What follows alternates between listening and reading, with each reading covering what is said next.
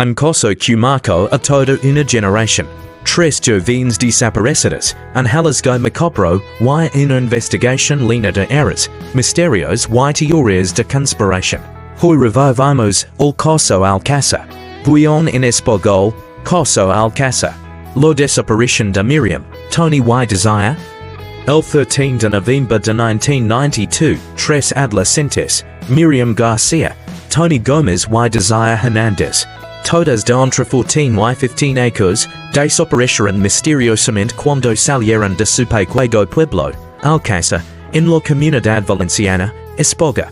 Esa tarde, las chicas se dirigían al salón de la discoteca Cula, en la localidad chicana de Picassent, para asistir a una fiesta escolar.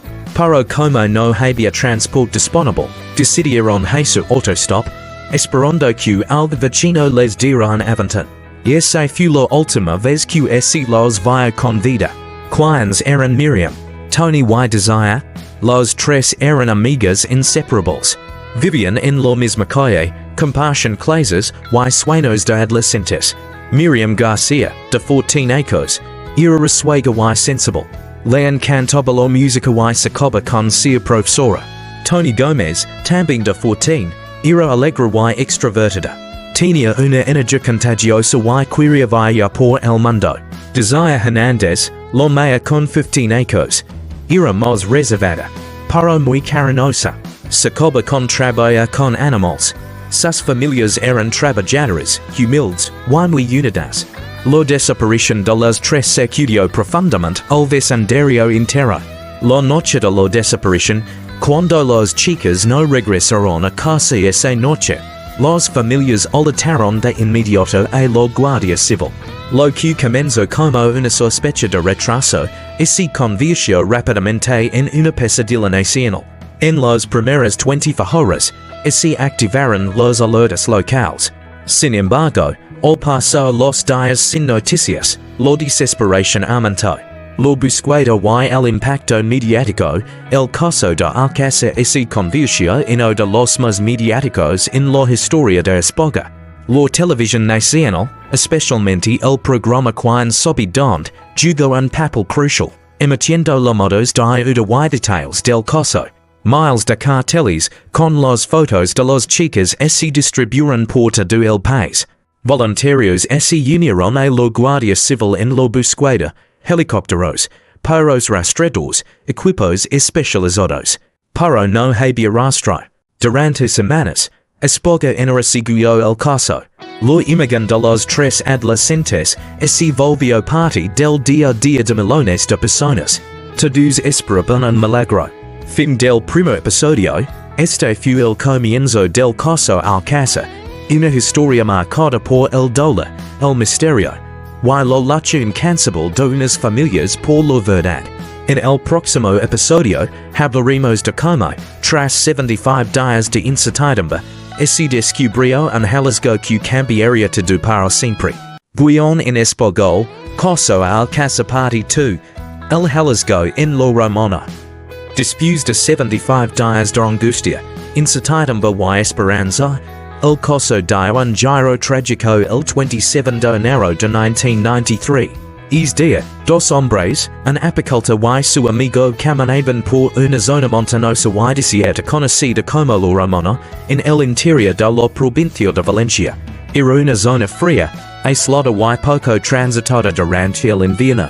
Mientras inspeccionaban el terreno, notaron algo extraño, un montón de tierra removida recientemente, con signos claros de alteración. Al acercarse, descubrieron lo impensable, una fosa improvisada.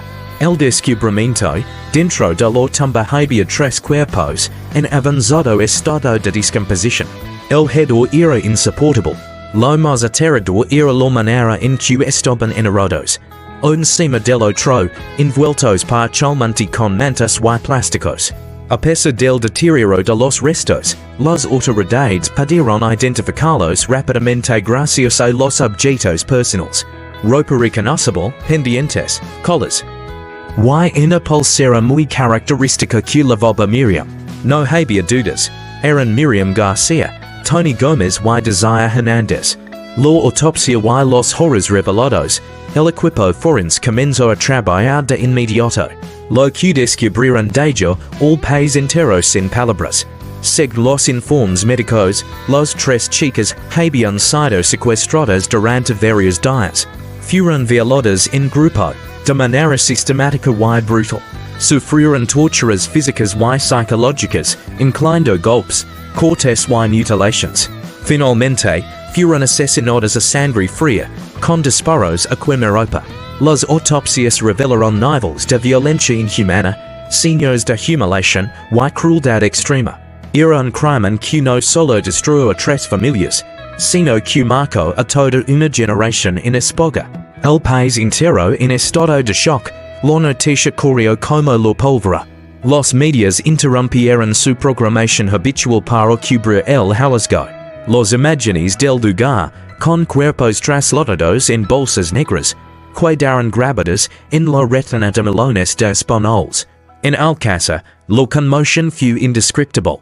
El dolor, la rabia y la impotencia se apoderaron de todo un pueblo. Miles de personas asistieron al funeral. El clamor por justicia comenzó a tomar fuerza.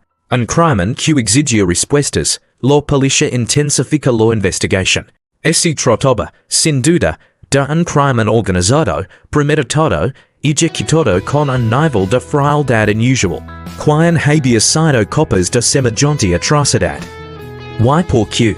En el siguiente episodio, conoceremos los nombres de los principales sospechosos, la detención del primero, y la huida del segundo, Antonio Angles, que se convertiría en el criminal más buscado de la historia reciente de España. Guión en español, Caso Alcàsser Parte 3. Los sospechosos, los errores y la furia social. Tras el descubrimiento de los cuerpos de Miriam, Tony y Desire, la investigación se centró rápidamente en dos nombres, Miguel Ricard y Antonio Angles. Ambos eran conocidos por la policía.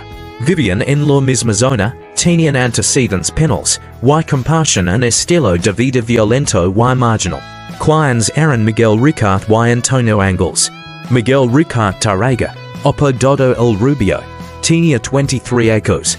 Con un historial de delitos menores, era considerado un delincuente de bajo perfil. Sin embargo, tenía una relación estrecha y sumisa con el segundo sospechoso, Antonio Angles. Antonio Angles Martins, de 26 años, era mucho más peligroso. Nacido en Brasil pero criado en Valencia, tenía múltiples condenas por robo, agresión y secuestro. Era conocido por su carácter violento y su desprecio por la autoridad. Se decía que Antonio dominaba completamente a Miguel, y que lo manipulaba con facilidad. La policía consideraba a Angles el cerebro y ejecutor principal del crimen. La captura y la confesión, el 28 de enero de 1993, Miguel Ricard fue detenido en Valencia. Al principio, negó todo. Pero tras horas de interrogatorio, terminó confesando su participación, señalando a Angles como el principal responsable. Según su testimonio, Antonio había planeado el secuestro, y ambos llevaron a las chicas a una casa abandonada en La Romana, donde fueron retenidas, violadas y Miguel admitió haber estado presente durante todo el proceso, pero intentó minimizar su participación directa. Mientras tanto, Antonio Angles logró escapar. Cuando la policía llegó a su casa, ya no estaba. Se inició una cacería nacional e internacional, pero hasta el día de hoy, sigue prófugo. Una fuga llena de incógnitas. La huida de Angles fue tan sorprendente como frustrante. Se dio que había escondido en un barco hacia Holanda, y que posiblemente llegó a América Latina. Otras versiones lo situaban en Portugal o en Brasil. Durante más de 30 años, ha habido rumores, pistas falsas y teorías conspirativas, pero nunca se lo ha capturado. Su rostro se convirtió en uno de los más buscados en toda Europa eras en la investigación. A pesar de la gravedad del caso, la instrucción judicial y policial estuvo plagada de fallos. Algunos de los más destacados. Mal manejo de la escena del crimen, no se hizo adecuadamente, lo que permitió la contaminación de pruebas, falta de autopsias independientes, Los familias pidieron una segunda opinión médica, pero fue negada. Evidencias mal documentadas o perdidas. Informes que se contradicen, objetos que aparecen y desaparecen. Estos errores alimentaron la desconfianza pública. Muchos comenzaron a preguntarse, ¿nos están contando toda la verdad? La indignación de la sociedad, la reacción social fue masiva. En toda España se organizaron marchas, vigilias y protestas, exigiendo justicia. Cientos de personas se reunían cada semana frente a los tribunales. Las familias, rotas por el dolor, comenzaron a hablar en público, reclamando claridad y respeto. La indignación también alcanzó a los medios de comunicación. Juicio en directo. El país pegado al televisor, el caso Alcàsser fue uno de los primeros juicios televisados en España.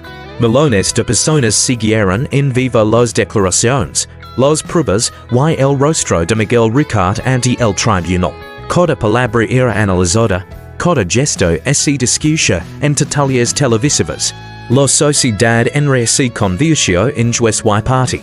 El juicio, celebrado en 1997, 4 años después de los hechos, culminó con la condena a Miguel Ricard a 170 años de prisión, aunque con posibilidad de reducción por buen comportamiento. Antonio Ángel nunca fue juzgado. Un caso que no se cierra, hasta el día de hoy, la sombra de la duda persiste. Finalmente solo cosa de dos. Por que desaparecieron pruebas, donde está Antonio Ángel. El caso Alcàsser no solo fue una tragedia, fue un espejo de los fallos del sistema judicial, policial y mediático. En el próximo episodio, exploraremos las teorías paralelas que surgieron, redes criminales, encubrimientos, y el impacto profundo en la conciencia colectiva de España. Guión en español, Caso Alcàsser parte 4, dudas, conspiraciones y el poder de los medios. A pesar de la confesión de Miguel Ricard y su condena a 170 años de prisión, muchos españoles nunca creyeron en la versión oficial del caso Alcàsser. Las inconsistencias en los informes forenses, los errores policiales, y la desaparición inexplicable de Antonio Ángel hicieron que la sospecha pública creciera sin control. La verdad oficial, una cortina de humo. Desde el principio, algunos periodistas, investigadores independientes y ciudadanos comenzaron a hacer preguntas incómodas. ¿Cómo pudo Antonio Ángel escapar con tanta facilidad? ¿Why no se ha capturado jamás? ¿Por qué había objetos personales de las niñas que aparecieron tarde en el expediente? ¿Why si no fueron solo dos hombres los responsables? Estas dudas dieron paso a una de las teorías más impactantes y persistentes. El caso Alcàsser no fue un crimen aislado, sino parte de una red de trata de menores, posiblemente con la participación de miembros de la élite social y política. Las teorías de conspiración, algunas hipótesis sugieren que las chicas fueron secuestradas por encargo, para ser entregadas a grupos de poder con intereses oscuros, que luego habrían facilitado el encubrimiento. Se hablaba de redes de explotación sexual de menores, con conexiones internacionales, personajes influentes implicados, protegidos por cuerpos de seguridad. Un montaje judicial para culpar a dos chivos expiatorios y cerrar el caso rápidamente. Aunque nunca se presentaron pruebas concluyentes, el silencio, las contradicciones y la falta de respuestas claras alimentaron en más la teoría del encubrimiento. El libro Quién sabe, y la conmoción nacional. En 1998, el periodista y investigador Juan Ignacio Blanco publicó el libro Quién sabe, en el que denunciaba grave irregularidades en la investigación del caso. Blanco afirmaba que tenía acceso a fotos inéditas, pruebas forenses ocultas y testimonios censurados. Su libro, Leyes Desarrolladas, reabrió el debate público y desató una nueva ola de indignación. Muchos lo consideraron un valiente defensa de la verdad. Otros, un oportunista que jugaba con el dolor ajeno. Lo cierto es que su publicación cambió para siempre la forma en que se ve el caso Alcàsser. La televisión, informar o explotar el morbo. O de los aspectos más controvertidos del caso fue el papel de la televisión española. Programas como teatro esta noche cruzamos el Mississippi mostraron imágenes gráficas, reconstrucciones explícitas y detalles forenses en horario de máxima audiencia. Incluso si llegaron a emitir, en televisión abierta, fotografías reales de los cuerpos de las víctimas, algo que causó una indignación sin precedentes. Era información o sensacionalismo, buscaban justicia o audiencia. Este tratamiento mediático generó un debate nacional sobre los límites éticos del periodismo, especialmente cuando hay menores involucrados. Una herida abierta, más de 3 décadas después, el caso Alcàsser sigue siendo una herida abierta en la conciencia colectiva de España. Para algunos, fue un crimen atroz cometido por dos monstruos. Para otros, fue la punta del iceberg de una red de corrupción y silencio. En el próximo episodio, hablaremos de la liberación anticipada de Miguel Ricard, su vida tras la prisión. Y el legado oscuro de un caso que cambió para siempre la relación entre el pueblo, la justicia y los medios de comunicación. Guión en español, Caso Alcàsser Parte 5, La libertad de Ricard, La fuga de Ángels y una herida que no cierra. En 1997, Miguel Ricard fue condenado a 170 años de prisión por el secuestro, violación y asesinato de Miriam, Tony y Desire.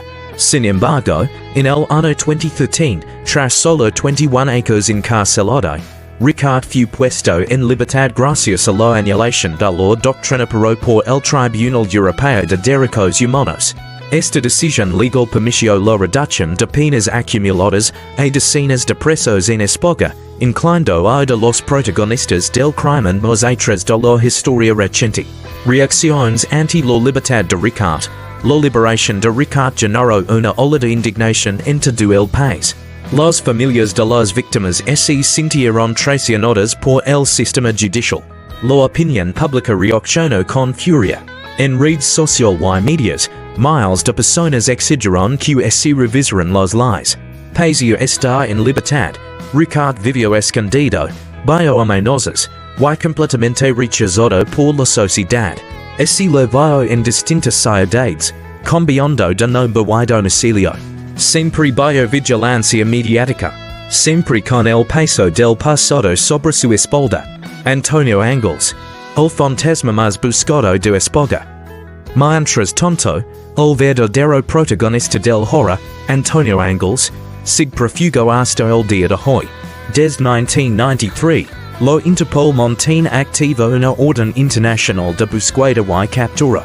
Su rostro aparece en las listas de criminales más buscados del mundo. Se han investigado supuestas pistas en Holanda, Brasil, Portugal, incluso América Central y Asia. Pero ninguna ha dado resultados concluyentes. Más de 30 años después, la gran pregunta sigue sin respuesta. ¿Dónde está Antonio Ángels, un crimen que marcó una generación? El caso Alcàsser no es solo un expediente judicial, es un símbolo de lo peor del ser humano, de los fallos del sistema penal y policial, de los abusos del periodismo sensacionalista, pero también de una sociedad que no olvida. Este crimen transformó la cultura española, generó documentales, libros, debates políticos, reformas legales y hasta producciones en Netflix. Se convirtió en un caso de estudio en universidades y facultades de periodismo y criminología. Un legado oscuro pero necesario hoy. Las familias siguen reclamando justicia. La memoria de Miriam, Tony y Desire sigue viva.